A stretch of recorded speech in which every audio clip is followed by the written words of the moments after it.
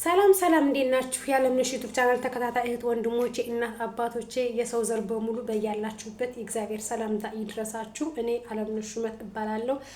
የተወለድኩት ሰሜን ጎንደር ዳባት አረደጃ ጭላ ማርያም ልዩ ስሟ ጎጧ ቀበሌዋ ጭላ ማርያም ጎጧ ብርሻን ትባላለች። ወንዛችን ስሟ ዞንዋ ትባላለች።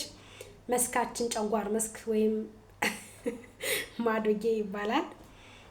ትውልድ ሀገሬ እዛ ነው። እንዴት ናችሁ የሰው ዘር በሙሉ? የእግዚአብሔር ሰላምታ ይድረሳችሁ። ዛሬ ደግሞ አባታችን መመኪያችን ፈጣሪያችን የድንግል ማርያም ልጅ ባለወልድ ነው። እንግዲህ ባለወልድ አባቴ ሁሉም ሰው የራሱ የሆነ ምኞት አለው። ሁሉም ሰው የራሱ የሆነ ሀሳብ አለው።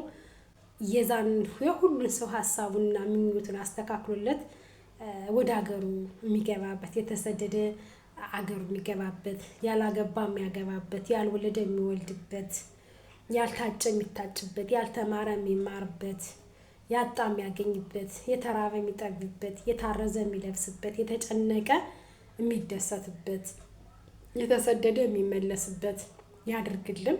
2018 እንግዲህ ማለቂያው ሰዓት ላይ ማለቴ አንደኛ ወር ሊያልቅ አንድ ቀን ነው የቀረው። ነገ ነው የሚቀረው 30 እና እግዚአብሔር አባቴ ለዛ አብቅቶነ ለሀገራችን ሰላም አውርዶላት ህዝቧን በፍቅር በሰላም ጎብኝቶን ከክፉ ነገር ጠብቆን ወጥቶ ከመቅረት አድኖን። እውነት በአሁኑ ሰዓት ወጥቶ መቅረት በጣም ከባድ ነው። ወጥቶ ከመቅረት ጠብቆን አድኖን የሰው ልጅ ሲኖር በስደት ሀገር ሲኖር የፈለገ ነገር ቢሆን ብዙ ነገር ይመኛል። ለእናቴ እንደዚህ አድርጌ፣ ለአባቴ እንደዚህ አድርጌ፣ ለእህቴ እንደዚህ አድርጌ፣ ለወንድሜ እንደዚህ አድርጌ። ይህን ወደ ሀገራችን ልንሄድ ስናስብ ሻንጣ እንኳን ስንገዛ ማለት ነው ለራሳችን ሳይሆን የምንገዛው ለቤተሰብ ነው። ልብስ ለእህቴ፣ ለወንድሜ፣ ለእናቴ፣ ለአባቴ፣ ለአክስቴ ልጅ፣ ለአጎቴ ልጅ ምናምን ነው የምንል። እንደዛ እንዳታደርጉ። ለአክስቴ ልጅ፣ ለአጎቴ ልጅ እንዳትሉ። አንድ ነገር ልንገራችሁ፣ ማድረግ ያለባችሁ ለእናታችሁ ብቻና ብቻ ነው። ለእህት ለወንድም እሺ ካለ ትርፍ ከሆነ ኦኬ። ግን ሌላው ለአክስቴ ልጅ ለአጎቴ ልጅ ምናምን ይሄ እኔ አይመቸኝም፣ አይመስሰኝም።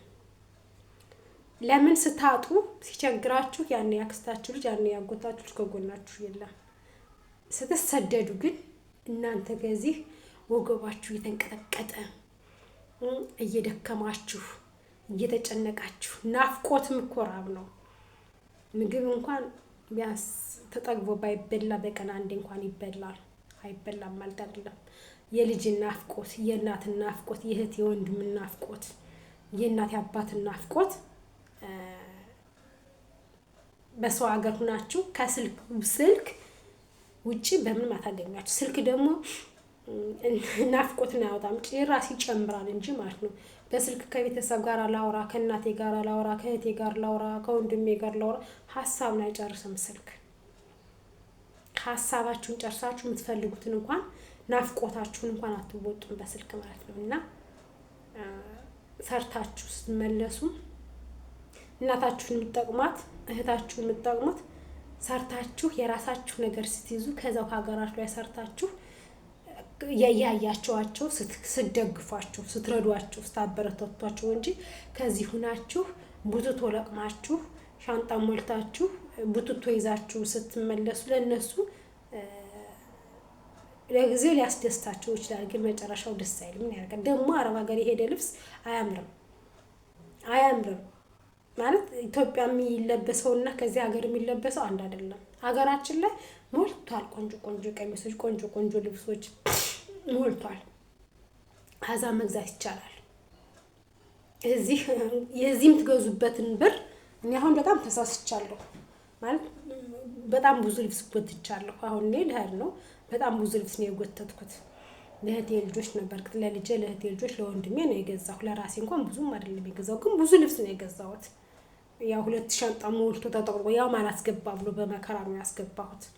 አሁን ያንን ሳስበው ኢትዮጵያ ቢሄድ የልጆች ልብስ ይለበሳል፣ ምርጥ ምርጥ ነው። የኔ ግና እንደው እየተወሰኑት 1 4 5ቶቹ ካልሆነ ሌላው ከቤት ከሆነ የሚለበስ እንጂ እንደዚህ ውጭ ለብሰሽ መውጣት እና የምትችል ልብስ አይደለም። ደስ የሚልም አይደለም። ግን ይሁን ልብስ አታብዙ፣ ቡትቶ አታብዙ።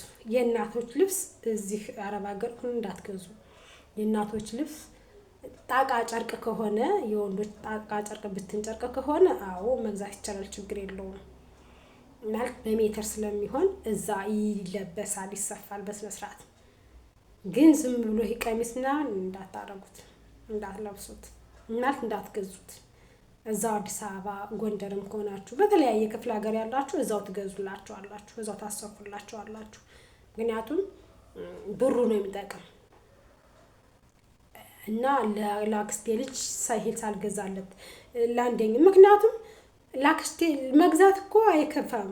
ስጦታ መስጠት እኮ ለአክስት ላጎት ልጅ ኃጢአት አይደለም፣ ቆንጆ እኮ ነው። ግን ለአንደኛው አጎቴ ልጅ ስሰጥ የአንደኛው አጎቴ ልጅስ፣ ለአንደኛው የአክስቴ ልጅ ስሰጥ የአንደኛው አክስቴ ልጅስ እንዴ! አሁን እኔ ስንት አጎት አለ? እግዚአብሔር ይመስገን ማለት ነው 4 አጎት አለኝ።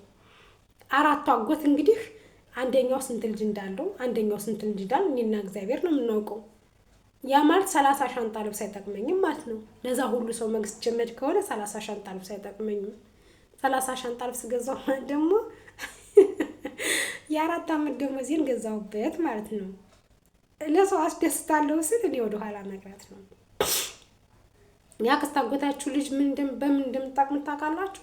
ስትሄዱ ቤታችሁ ሞቅ ሞቅ ሲል ሲያምር ሲመጡ ጥፍ አድርጋችሁ አቀርባችሁ እንጀራ ስታበሉት፣ ወልዳችሁ ክርስትና ስትጠሩት፣ መብርሃን ዘክራችሁ በዝክራችሁ ቃል ስትጠሩት ነው። በዛን ሰዓት ነው ቤተሰብን የምታስታውሱት እንጂ ለሱ እንደዚህ ላድርግለት፣ ለሱ እንደዚህ ላክለት፣ ለሱ እንደዚህ ምንም ግዴታ ያለባችሁ ትንሾች ወንድም ካሏችሁ ከእናት አባቶቻችሁ ጋራ ገና ነፍስ ያላወቁ መማር የሚፈልጉ ካሉ እነሱን ማስተማር ከጎናቸው መቆም ግዴታችን ነው፣ እውነት ለመናገር ማለት ነው። ለሌላ ግን ትርፍ ነው ማለት አቀበት ቁልቁለት ወርዶና ስንት ነገር ትንትን ብሎ ላይ ያሳደገን አባት እያለ ላክስት ላጎት ልጅ እኔ ይሄም የሚሆን ነገር ነው ብዬ አላስበውም። አሁን እናቴ ያለችልኝ እኔ አባት የለኝም፣ ግን ደግሞ እንደ አባት ሆኖ ልጅን ያሳደገልኝ የማዘር ባል አለ። እኔም ባያሳድገኝም ልጅን እያሳደገ ያለ አለ። ማድረግ ያለብኝ ለአባቴ ነው። ምክንያቱም ምንም ቢሆን ምንም ልጅን አሳድጎልኛል።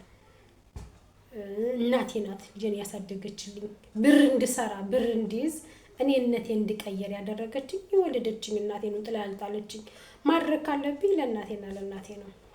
ለአክስቴ ልጅ ለአጎቴ ልጅ አይደለም የማደርገው። ይሄ ማሽቃበጥ ነው የሚባል የዩሊ ስራ ነው፣ ደስ አይለኝም። እና ስትሄዱ ማሰብ ያለባችሁ ለእናቴ ምን ባረግላት ምን በምን ትደሰታለች፣ ለእናቴን ምን ገዛላት እንዴት ያስደስታታል፣ ለእናቴ ምን ላድርግላት እናቴ እንድትደሰትልኝ እናቴ እንትን እንድትልልኝ ነው እንጂ ማለት የአክስቴ ልጅ እንደዚህ ባደርግለት እንዴት መደሰት አለበት፣ ያጎቴ ልጅ እንደዚህ ባደርግለት እንዴት ለሱ በምን ላስደስተው ምናምን። አሁን